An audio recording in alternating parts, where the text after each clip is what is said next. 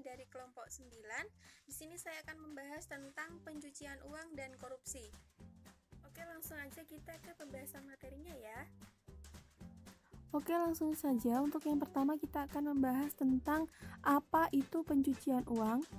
Pencucian uang adalah suatu upaya perbuatan untuk menyembunyikan atau menyamarkan asal-usul uang, dana, atau harta kekayaan hasil tindak pidana melalui berbagai transaksi keuangan agar uang atau harta kekayaan tersebut tampak seolah-olah berasal dari kegiatan yang sah atau legal. Pelaku tindak pidana ini berusaha untuk menyembunyikan atau menyamarkan asal-usul harta kekayaannya yang merupakan hasil dari tindak pidana dengan berbagai cara agar kekayaan hasil kejahatannya sulit ditelusuri oleh aparat penegak hukum, sehingga dengan leluasa memanfaatkan harta kekayaan tersebut baik untuk kegiatan yang sah maupun yang tidak sah. Oleh karena itu, tindak pidana pencucian uang tidak hanya mengancam stabilitas dan integritas sistem perekonomian dan sistem keuangan, melainkan juga dapat membahayakan sendi-sendi kehidupan bermasyarakat, berbangsa, dan bernegara. Hal ini berdasarkan Pancasila dan Undang-Undang Dasar Negara Republik Indonesia tahun 1945. Lantas, bagaimana hukum pencucian uang di Indonesia? Hukum pencucian uang di Indonesia diatur secara yuridis dalam Undang-Undang Republik Indonesia Nomor 8 Tahun 2010 tentang pencegahan dan pemberantasan tindak pidana pencucian uang, di mana pencucian uang dibedakan dalam 3 tindak pidana.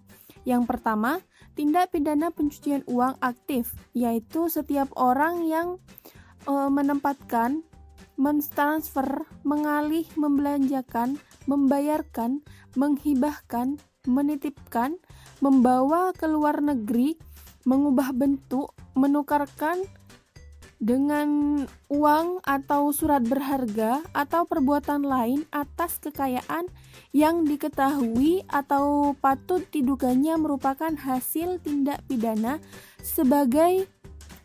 sebagaimana dimaksud dalam pasal 2 ayat 1 dengan tujuan menyembunyikan atau menyamarkan asal-usul harta kekayaan.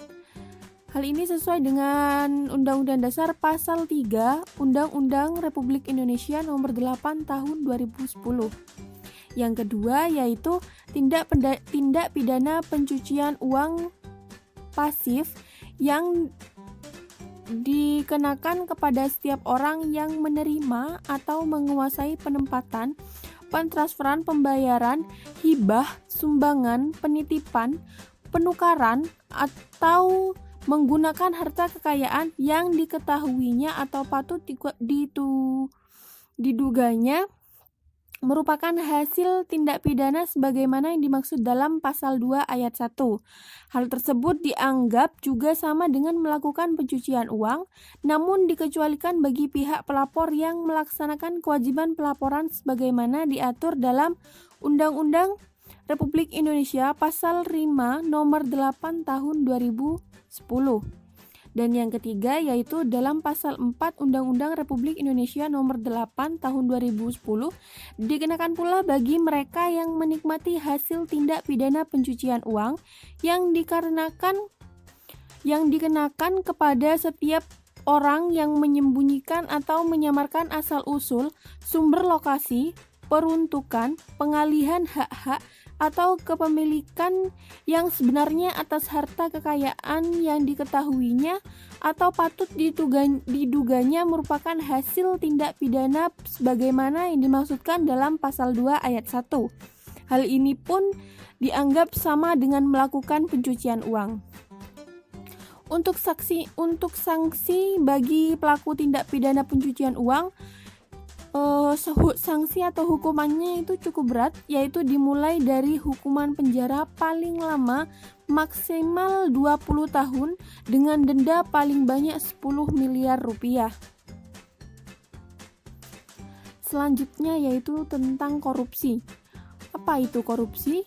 Korupsi adalah tindakan penyalahgunaan kekuasaan politik untuk kepentingan pribadi atau privat yang merugikan. Korupsi adalah tindakan penyalahgunaan kekuasaan politik untuk kepentingan pribadi atau privat yang merugikan publik dengan cara bertentangan dengan ketentuan hukum yang telah berlaku. Penyebab terjadinya korupsi itu ada banyak hal. Yang pertama itu sistem administrasi yang lemah. Yang kedua, kebutuhan ekonomi yang semakin meningkat. Yang ketiga, sikap menerabas. Yang keempat, iman yang lemah. Yang kelima, hukum. Yang keenam, sikap tidak hormat akan hak orang lain. Yang kesembilan, kurangnya gotong royong.